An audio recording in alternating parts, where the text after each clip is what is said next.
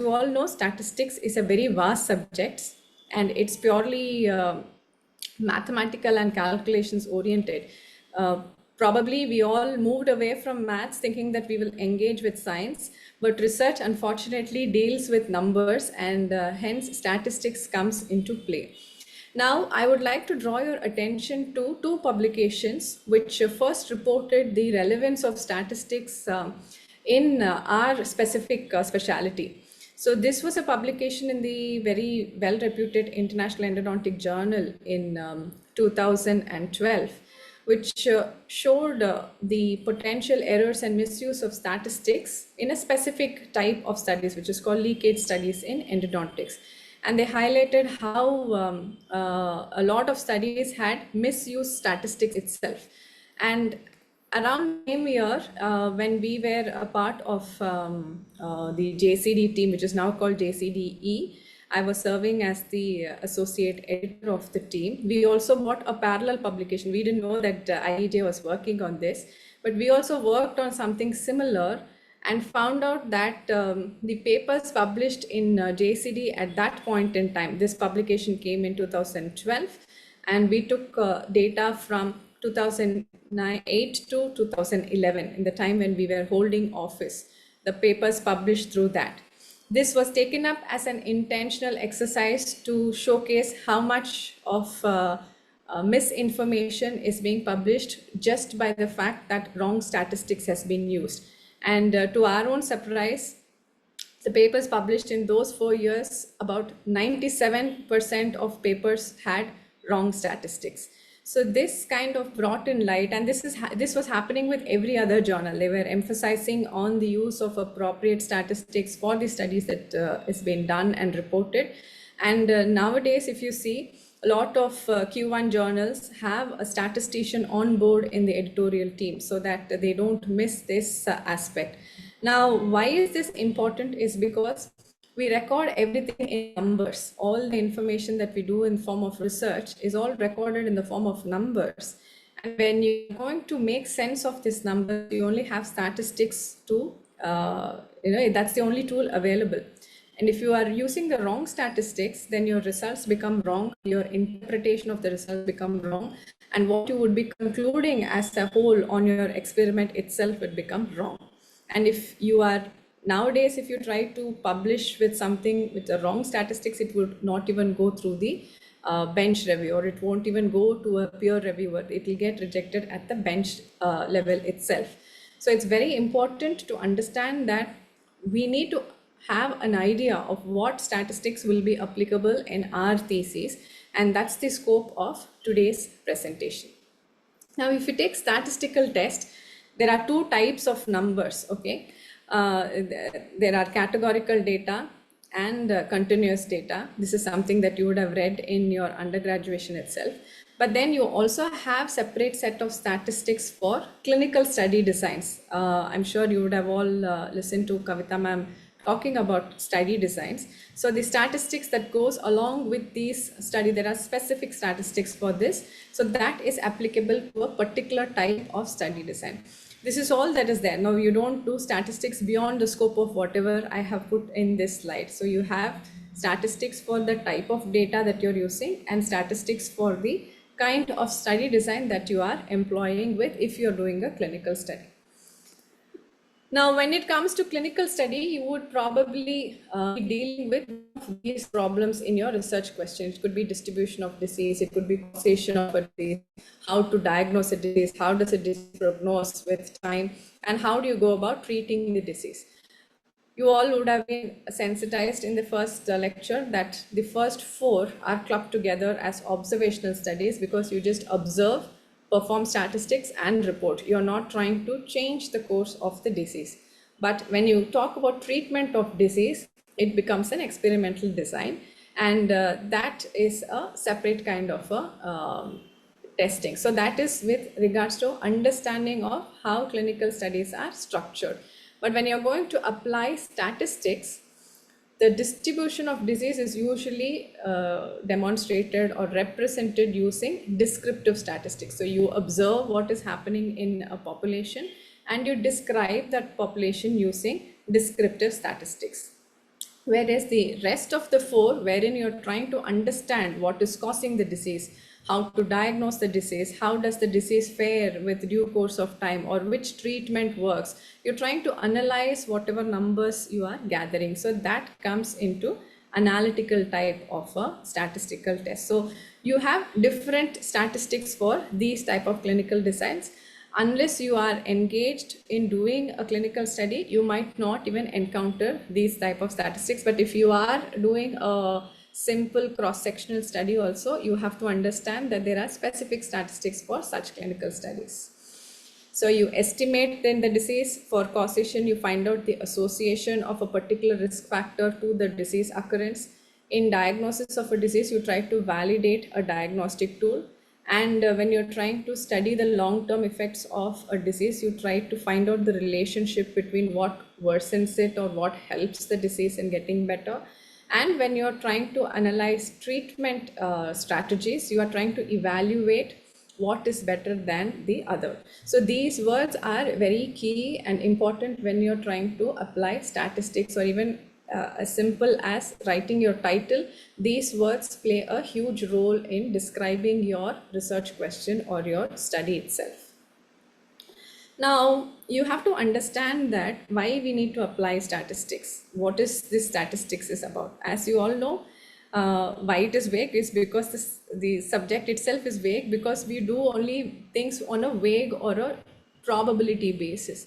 We have to understand that we take samples representative of the population. When I say population, it could be a clinical setting or it could be your in vitro setting. So if you're taking representative samples of extracted teeth, you would probably take these extracted teeth based on some selection criteria. So we always study samples of a larger population and try to do some experiments or try to work on them and get some information in the form of data, analyze them and extrapolate it to the rest of the population. So we are always dealing with a question mark. So I have seen in this much in my particular study. I'm going to use this information to apply to the general population. So it may work, it may not work. So it is always only a question of probability. It is not something where you can tell categorically that this has happened in my experiment and this is how it will happen in the real life scenario as well, because there are a lot of variations. So here is when you have to understand and realize the role of sample size. Now, to get a resemblance of the overall population to your experimental population or experimental sample, you should have adequate numbers to say that, okay, I have taken 13 number in one particular group. If I conduct my experiments in this 30 numbers, it will probably be easy to extrapolate this information to the general population. So that is why we emphasize that sample size calculation becomes imperative. If you don't do sample size calculation, be it in vitro studies or your clinical study, then no matter how well you apply your statistics, it might not translate into whatever the truth is. When it comes to, again, sample size calculation, we have to understand that science and experiments, or understanding what is the truth behind the things that we see, is different between different subjects. If you say physics, it's much more of a precision kind of a thing. If you say cos theta plus sin theta, you know exactly what you're doing. So it will not change with difference in samples. So an example for application of this kind of physics in our dentistry is a study like finite element analysis, because you will be feeding in the modulus of elasticity of different materials and giving a particular amount of force on that system and seeing how much of stress is getting distributed or strain is there or bending is there. So those are all precision based studies. For that, if you have just one sample, it is enough, because physics is an exacting science. But when you move on to testing on biological samples, be it human beings or be it extracted teeth or be it in vitro studies, there is always a large amount of variability involved, because one tooth will not behave like the other tooth. So this variability adds into a lot of ambiguity about what we are doing, and that's the reason, to make sure that the variability is uniform, we need to obtain sample size. So that's why it becomes much more tough. So if you choose a finite element analysis study, you can finish your thesis without statistics also. You don't actually have to do statistics. But if you're dealing with biological samples, then you will have to definitely pay importance to sample size.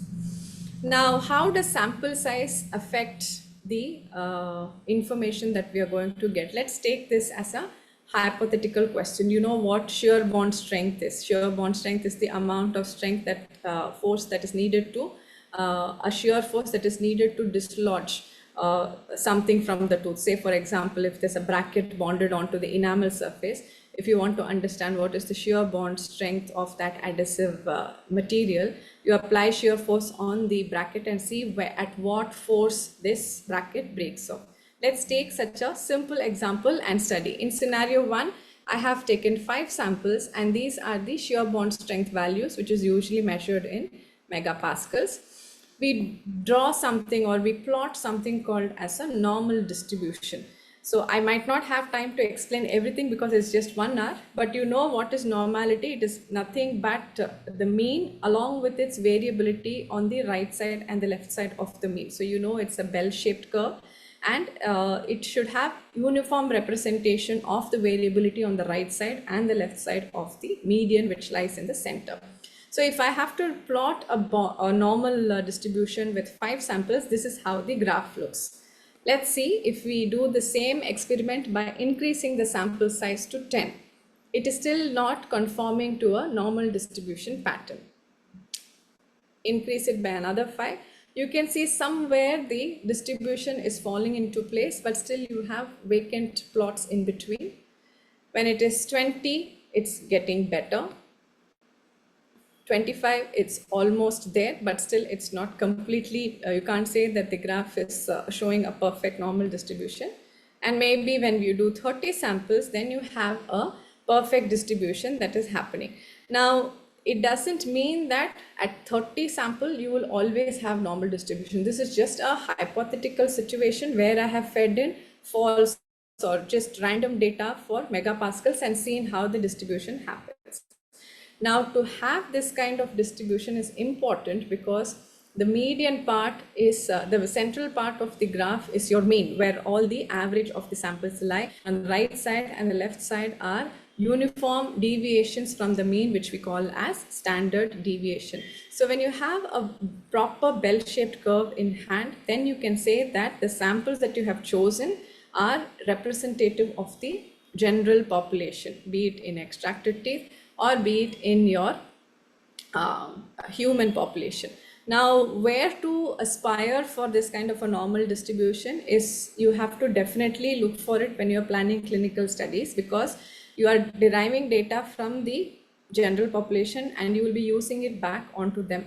It is okay that if you don't have a normal distribution for your in vitro studies, because you are talking only one part of a bigger picture. Say, for example, if I am going to talk about microtensile bond strength of self-etch adhesive, that's just one characteristic of the self-etch adhesive. There are so many other things. There is shrinkage, there is staining, there is post-operative sensitivity. So to study each of that, you don't necessarily have to do a normal distribution plot. You can use statistical methods that are specific for non-normal distributed data, but that's allowed only for your in vitro studies. But you plan your clinical study, you should aspire to obtain a normal distribution.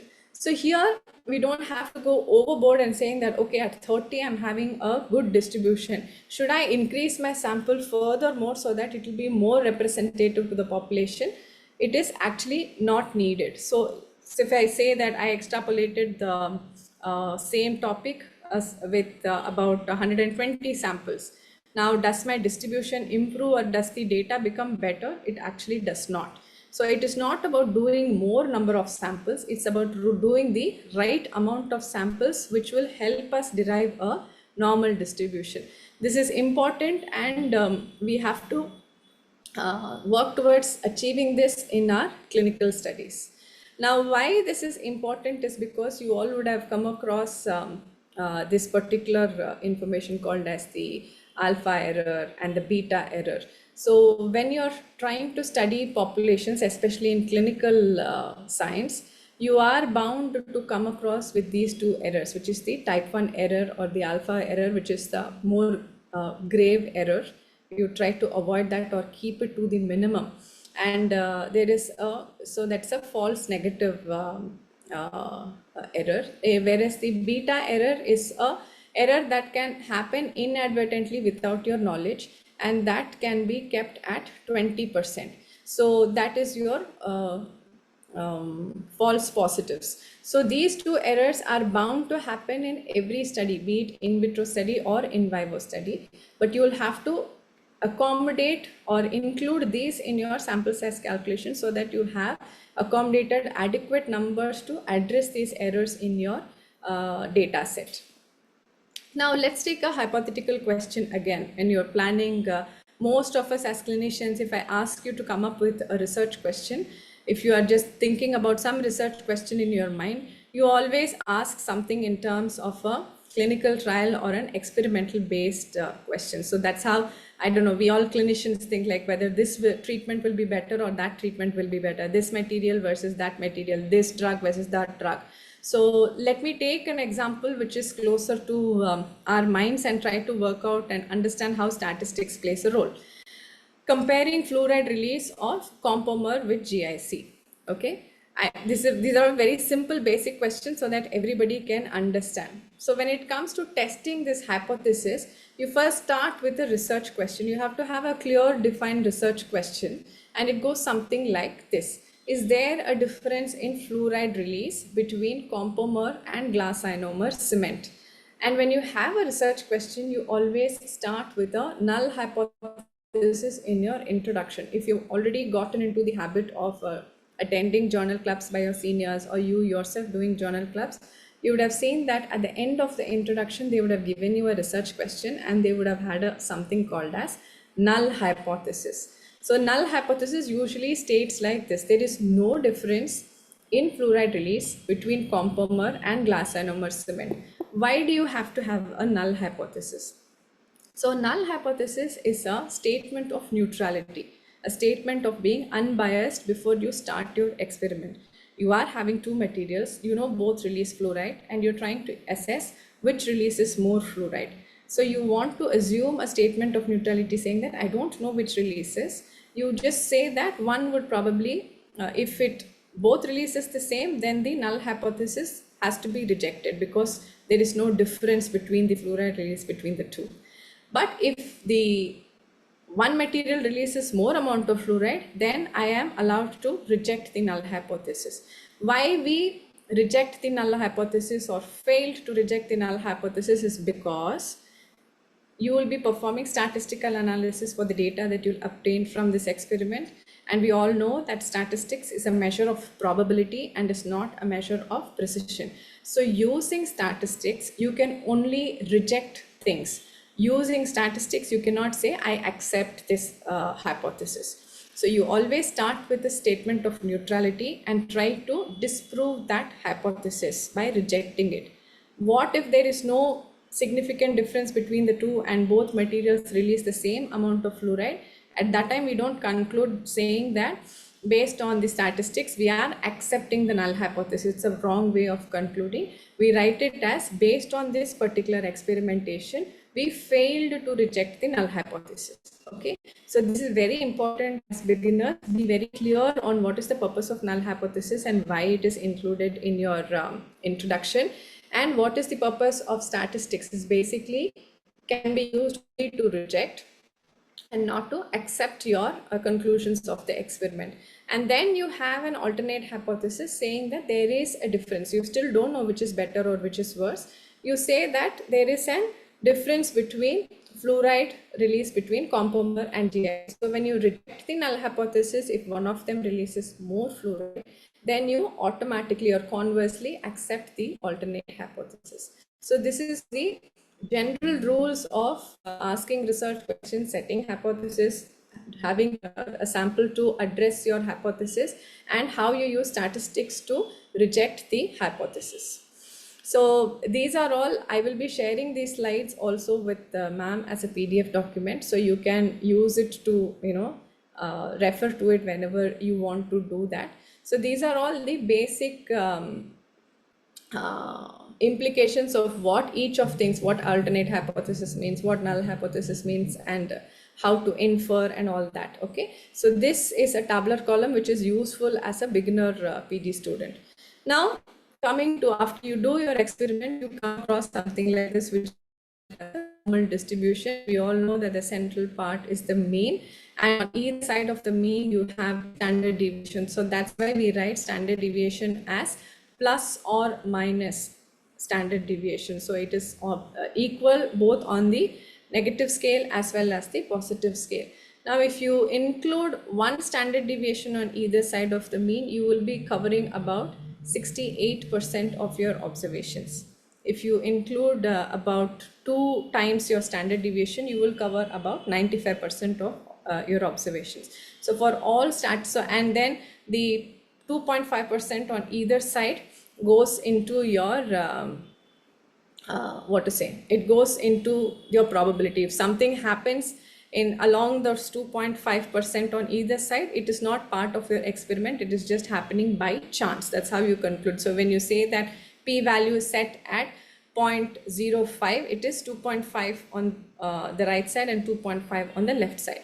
Whereas if you take 99% of your observations of the normal distribution, then you will set the p-value at 0.01, and you will be leaving 0.5% on either side of the mean towards probability. So when we say 0.5%, 0.05% probability or 0.01% probability, this is what we are intending to imply. How much of samples, part of the distribution, we are not including in our statistical analysis. So if anything happens in the tail end of the distribution, we don't take it seriously for our statistical interpretation. Now, moving on to the research question that we had asked. We did this study, we did a sample size calculation, and this is how the distribution looks.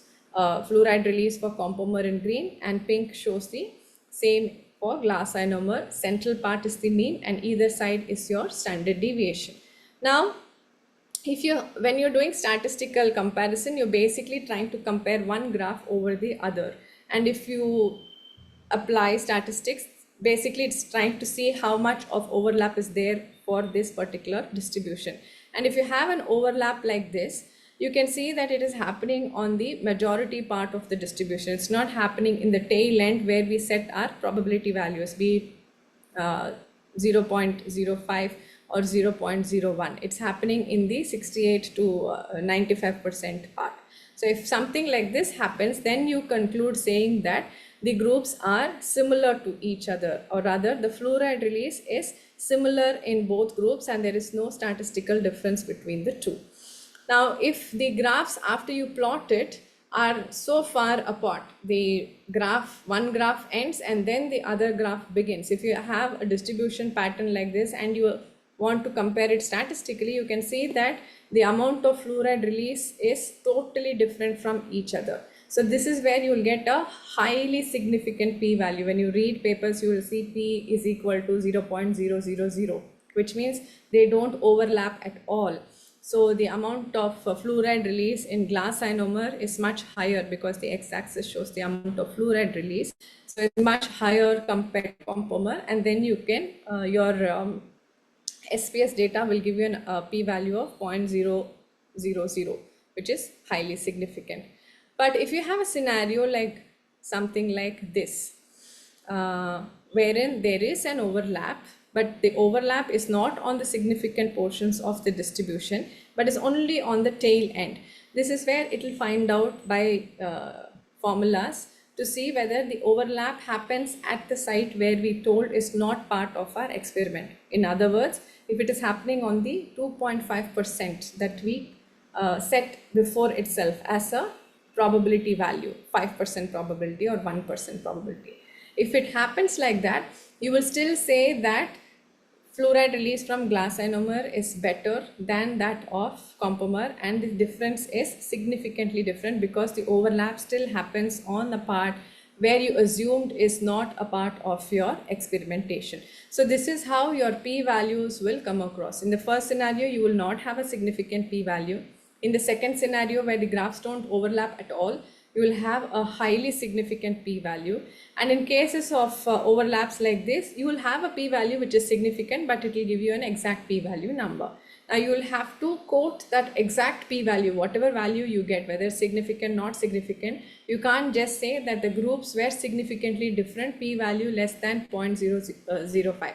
You have to give the exact p-value when you're either presenting your data as a study, or if you are going to write it up as a publication.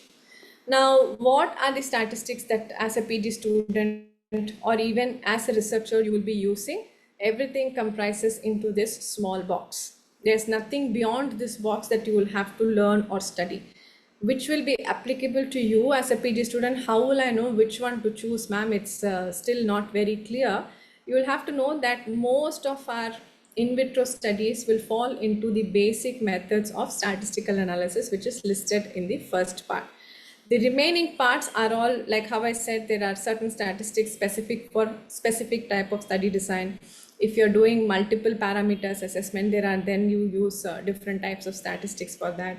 If you're using a diagnostic method to find out which, say, whether CBCT diagnose cracks better than micro CT. So those kind of questions, you have a particular type of statistics, which I will show you also what will be applicable. But beyond what is listed in this table, you will not be using anything more. So that's a reassurance. So you'll just have to apply your research question and see which one will choose or be best fit for your research question. I will give you a brief of that also now. Now, what statistical test to do where? It all depends on the type of data that you're having in hand, be it in vitro study or be it a clinical study. If you have continuous data in hand, then you use a separate set of statistics. Continuous data meaning whatever is measured on a scale, height, weight, megapascals, hemoglobin values, or anything that is measured on a scale which comes with a unit is called as a continuous data. Whereas the other kind of data, we call it as a categorical data, or where we put in classifications, whether you're alive or dead, or whether something is present or absent, or your microleakage scores. All that forms into ordinal or categorical data. Now you have to first identify, if you ask a particular research question, what kind of data you will have in your hand, because that will decide what kind of statistical test you will probably be using at the end of your study. When you write your protocol, all of you will have to submit a research protocol to your respective universities within 6 months of joining. So your protocol should conclude with the statistical plan for your study. If not budget is going to be the last part, but then in your methodology, you will have to write about the statistical methodology, and for that you need to understand what type of data you will be collecting. So if the data is continuous in nature, and if you think that it is going to follow normal distribution, then for comparing two groups, one group versus another, we use something called as a t-test. But if you have more than two groups, if you're comparing 3 bonding agents, then you do something called as a one-way ANOVA followed by a post hoc test. Post hoc test will be to check the differences between individual groups, and one-way ANOVA is to find out the overall difference, whether they generally by and large, whether the groups are similar or is there any significant difference. So you will be doing this in case of inter-group comparison for a normally distributed data. Within group comparisons, like before and after, so you are probably trying to measure bonds, micro hardness of enamel before bleaching and after bleaching, and you're using the same sample to do this test. So you take a micro indentation value before you expose the enamel to the bleaching agent, make a note of it, then apply bleaching agent on top, and then after the stipulated time you wash off, and then you again measure microtensile bond strength at a different site but on the same specimen. Then you have something called as an intra-group value. What was the enamel hardness before and what it is after bleaching exposure. So such data you have to use a different kind of statistics if it follows normal distribution, and that is called as paired t-test, because the post-op information is linked to the pre-op information, or it's a paired sample. So t-test is totally different from paired t-test. You have to be aware of that. Now, if the data is not following a normal distribution or is not conforming to that bell, you don't have to throw your data into the dustbin. There are statistical tests to do for non-normal data, and that will be for intergroup, two groups, you do a Mann-Whitney test. For more than two groups, you do a Driscoll-Wallace followed by a Mann-Whitney test. And for intra-group comparison, you do something called as a Wilcoxon sign rank test. I can't see this.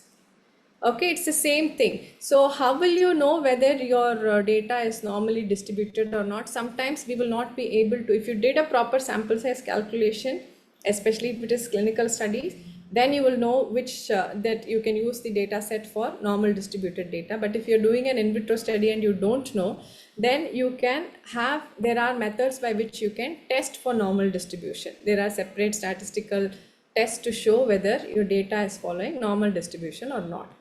Now, all statistical tests that test your mean and standard deviation or test your normal distribution between groups are all clubbed together and called as parametrics method of testing. All that does not test your distribution or does not compare your mean and standard deviation are clubbed together and called as non-parametric methods of testing. So what is compared in a non-parametric method is your other forms of central measures like your median. So we read something called as mean. We also read something called as median. Median is the centralmost when you arrange your data in an ascending or a descending order. The centralmost value that comes in the data set is called as the median. So you have different quartiles, and Mann-Whitney U basically compares medians between two groups. So these are all called as non-parametric tests. So again, I'll repeat. Parametric tests are the ones that compare the normal distribution between groups or within groups. Any test that compares beyond this, that does not compare mean and standard deviation, are all called together as non-parametric tests. Now moving on to the other kind of data that we were discussing, which is the categorical data, the yes or no data, or the present or absent kind of data. Here you don't have normal distribution calculated because you have, if I ask you a question, how well do you like the rains, most of you will reply saying we all love the rain. So that doesn't mean that the group that does not like rain should follow normal distribution. So the concept of normal distribution will not apply for categorical data in the true sense. We call it as the big sample data or small sample data based on whether you did your sample size calculation. You still have to do sample size calculation, but the statistical test will vary between your big data and your small sample data. So if your sample size is large, then between two groups you will use something called as a chi-square test, and between groups you will use something called as a McNemar's chi-square test. And if the sample size is small, as in case of your in vitro studies, then your intergroup comparison will be Fisher's exact test in the place of chi-square test. But your intra-group comparison will still continue to be McNemar's chi-square test. You will have to know this because after you take your study, you will have to plot something called as a 2x2 table. You give your data to the statistician, he will run it in the computer and say which, it will automatically pick whether it is to use chi-square test or Fisher exact test. But when the output comes and it is used Fisher's exact test, you as a student or a researcher should know why Fisher's exact test was chosen over chi-square test. So how to identify, or what is the logic behind calling a data set small versus large? So this is typically a construct of a 2x2 table, again a hypothetical research question of smear layer removal using ultrasonic versus manual irrigation. So we have two groups and we are going to see smear layer removal under magnification, be it SEM or be it phase contrast microscope. We will just look at these samples and see which all have smear layers removed and which all doesn't have smear layers removed. So acceptable smear layer removal, non-acceptable smear layer removal, that becomes our two categories, and you will put these data, the numbers into these four boxes which we call as cell. Now, if the individual cell has more than 5 counts in each of that, then it is a large sample data. To compare ultrasonic versus manual ligation, you can use chi-square test, or the system will automatically pick chi-square test. But if one of the cell has a count less than 5, as you can see, the ultrasonic group with non-acceptable removal has only 3 samples, then it becomes a small sample data, and the system will automatically pick Fisher's exact test for analysis. So here again, categorical data compares proportions. So 12 out of 15 have acceptable smear layer removal. 6 out of 15 have acceptable. So it is a proportion of the whole sample size. We are comparing proportions between groups. Again, we are not comparing the mean and standard deviation here. So all these kind of statistical analysis also are clubbed together as non-parametric methods of testing. So parametric means you are comparing only the mean standard deviation between both the groups. Rest of the other methods of testing are called as non-parametric methods of testing. So the next question comes as which is better? Whether a parametric method of testing is better or a non-parametric method of testing is better. What you need to first find out is what is the type of data that you're dealing with. If it is only continuous data, then the implication is different. But if you are comparing continuous data versus categorical data, which is proportions, then both have equal weightage. We can't say that t-test is better than chi-square test. It is like comparing apples and oranges. Both do different jobs. Okay, proportion kind of data cannot be compared using t-test at all. So in such a scenario, you will have to conclude that both are relevant. But within samples of continuous data where you can compute mean and standard deviation, definitely parametric method of testing is better than non-parametric, because we discussed that mean and standard deviation, so the mean along with its variation is compared between groups. But for non-parametric tests, which includes your Mann-Whitney test or Wilcoxon-Sain rank test, will compare only the rank or the median between two groups. So it is not taking the information of the entire data set. So always for a continuous type of data, parametric methods of testing is superior. So be very clear on this aspect as well.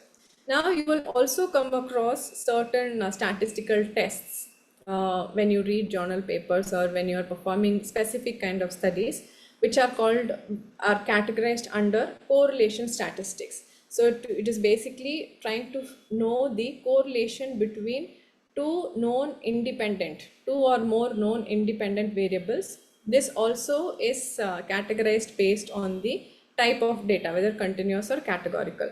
If it is continuous and it is following normal distribution, we do something called as Pearson's correlation coefficient. If it is non-normal data, then you do a Spearman's coefficient, a correlation coefficient. But if the data is on a proportional nature, X versus X by Y, then you do a kappa correlation statistics. How do you know which one to choose for your study? Again, it all depends on the research question you ask and the type of data that you're going to collect. So when you're clear about that and you see these kind of an algorithm, you can easily choose your statistical analysis. Now correlation statistics are usually plotted in the form, it gives you a value correlation between 0 to 1. 1 being the highest level of correlation and 0 being not correlating at all. So if you plot a graph, the yellow one shows a very good correlation, whereas the green one shows no correlation at all. Generally, anything above 0.7 is shown as, we don't get a perfect one because that's not possible statistically speaking, but anything above 0.7 is considered as good correlation coefficient values, be it kappa statistics or be it your other Spearman's or Pearson statistics. Now moving on to another interesting type of statistics, which has a lot of relevance in clinical studies and sometimes in vitro studies, but we don't often engage with it because we feel it is very complicated to understand. This is called as regression statistics. But actually it's a very interesting component, especially if you are planning to do an observational study or go study something in the population, say as simple as occurrence of dental caries in school children in your area, regression statistics come into light where you can draw so much of information and derive uh, ideas on what is happening in your population. So what is regression statistics? It is to predict or to estimate the value of a dependent variable corresponding to a independent variable. Okay, so this dependent and independent variable, again, it depends on what research question you're going to use. Okay, so here if I have to give you an example, the easiest example that I can give is from cricket. We all like cricket, right? IPL season, and we are all glued to our televisions. So Sachin Tendulkar plays, or Sachin is not playing any longer. Okay, I'll take an example from Chennai Super Kings. Dhoni is a star performer and he's consistent about how he plays his cricket. He never misses anything behind the stumps. He is very good at his bat. He can perform under pressure. So that is becoming your dependent variable. But then a lot of things can influence Mahendra Singh Dhoni as well. Okay, it could be what he ate the previous day, or how is his fitness level at for that particular match, or what is happening to the outfield when he's trying to hit a ball over the around the boundary line. So all these things are variables that can affect his performance during a match. So this is a simple example for dependent and independent variable. When you are trying to understand how this dependent variable will perform when you are exposing it to in other unknown variables, that becomes your regression statistics. So you would have seen that you probably have heard of Duckwell-Lewis system of calculating amount of runs to be scored for a particular amount of balls to be bowled if the weather is not fine. So this is all based on regression statistics. So it is interesting that regression statistics is in fact applied everywhere around us in our day-to-day life. It's just that we are not employing it in dentistry or in our specialty, but it forms a very useful tool to understand the multiple factors that can influence the outcome of a particular disease. So for example, you take dental caries. There are multiple variables that can complicate the disease situation for an individual. You may see that a person is brushing twice daily, but he's still developing cavities. Why is that happening? Maybe he's brushing twice daily, he's not using the right toothpaste, he's not using the right technique, he's not spending enough time brushing, he's not eating the right kind of food in spite of brushing twice daily. So to understand the implication of each of these parameters on the disease outcome, we use a multifactorial analysis using multiple logistic regression.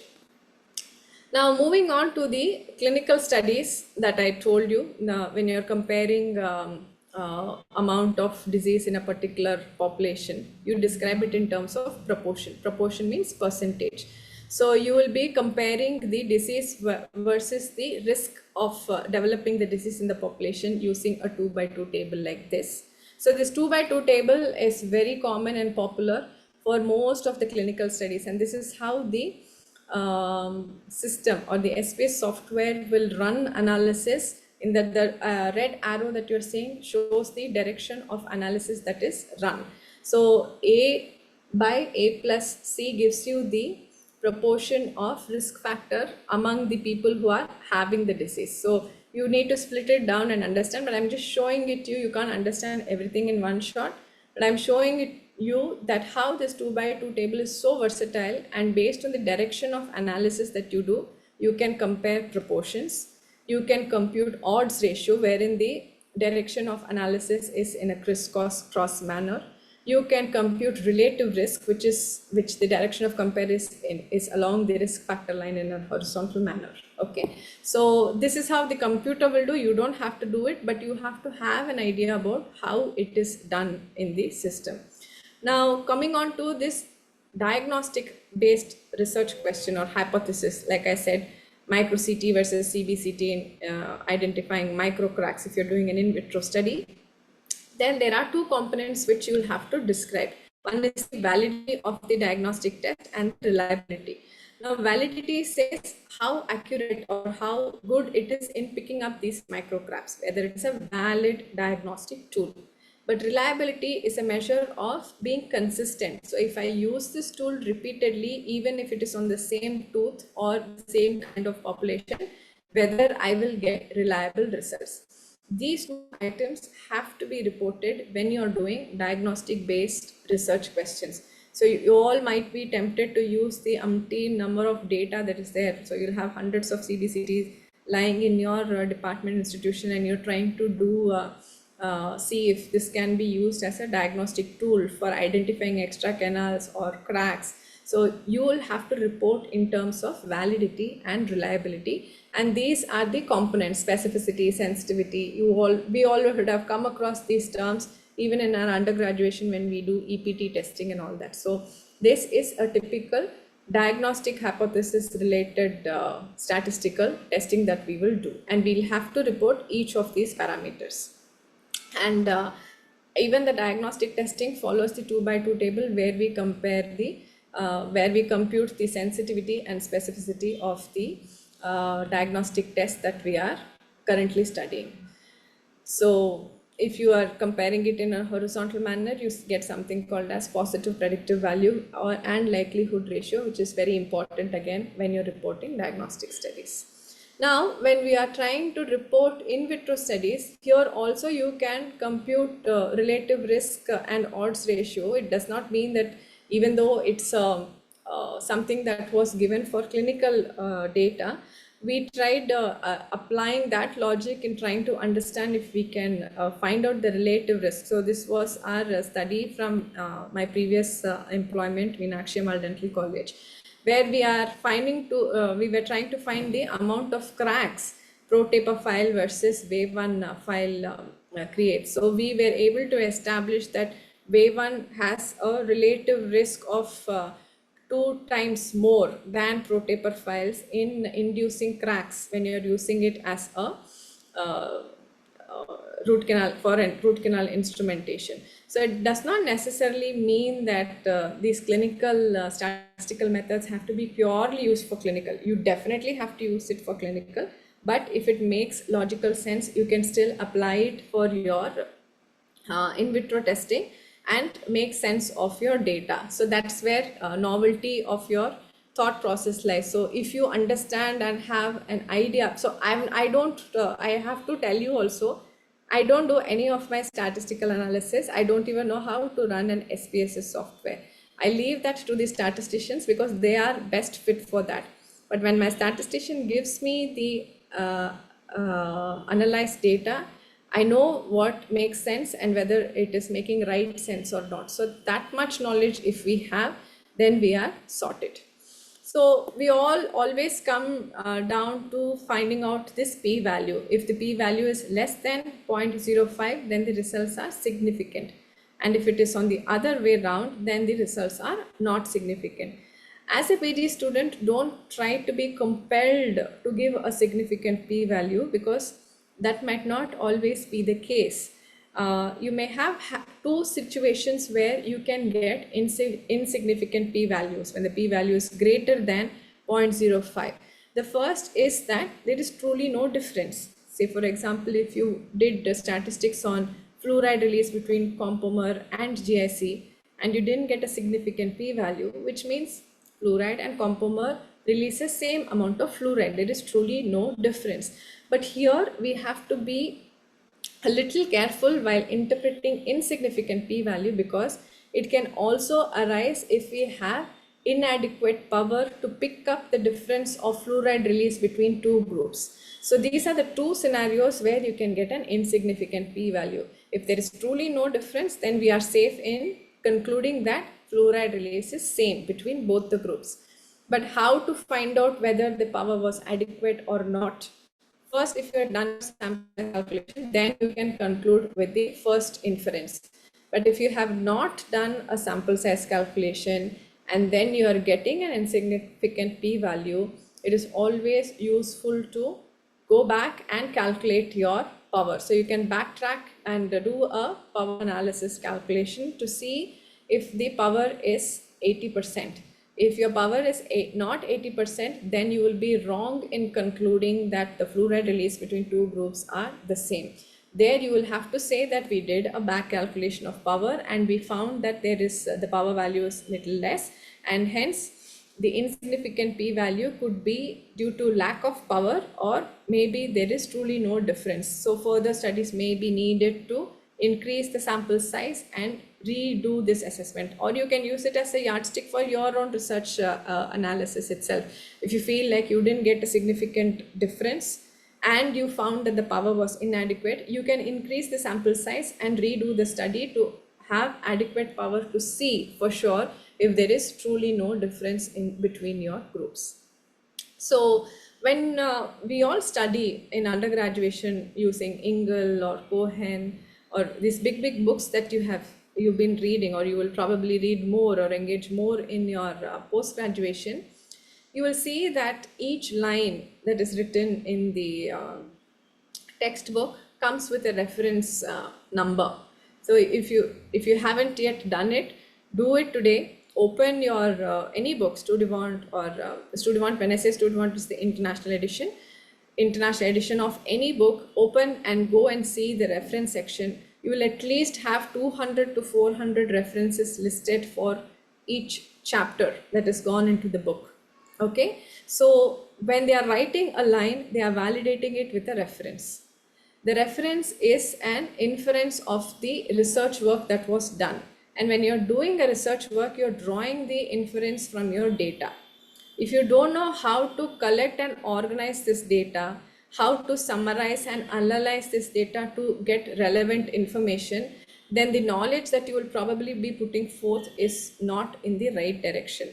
So if there is wrong data, then we have wrong knowledge on the top. So that's why it is very important to make sure that you as a researcher, you don't have to think that I don't have any experience in research. Even if it is a simple research study that you're doing, be on top of the data, understand what your data is and what it is trying to communicate to you. Then for sure you will be communicating the right knowledge in forms of whether you present it at a seminar or a conference, or you translate into a publication. You will be providing the right knowledge to the people who read your information. So the eyes will not know, will not see what the mind does not know. So don't be ignorant towards statistics. I'm not saying you have to learn how to do chi-square analysis, you have to learn how to do t-test, but you have to understand what each of that means. If you are able to do that, then I think you have tided over most of the statistical part. With that, I take leave for this lecture, and thank you so much for providing an opportunity. It's been ages since I've spoken on statistics, so thank you, ma'am, for helping me relive my memories.